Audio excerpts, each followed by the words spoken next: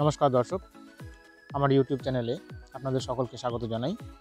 Iran ও ইসরায়েলের মধ্যে দ্বন্দ্ব নিয়ে অতি সম্প্রতি ইরান ইসরায়েলের সাথে সংযুক্ত পণ্যবাহী জাহাজ আটক করে।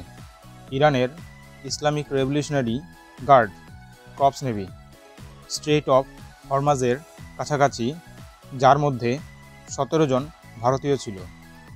সেই সময় ইরানের পক্ষ থেকে জানানো হয়েছিল ইরান দিল্লির সাথে সম্পর্ক রাখছে, কিভাবে এই 17 জন ভারতীয়দের নিরাপত্তা দেওয়া যায় ও দ্রুত ছেড়ে দেওয়া যায়।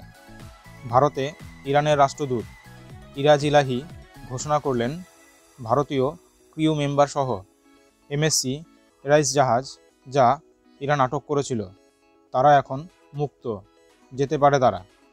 এই 17 জনের মধ্যে কেরালার মহিলা আনটেসা জোসেফ ইতিমধ্যেই কোচিন ইন্টারন্যাশনাল এয়ারপোর্টে পৌঁছেছে।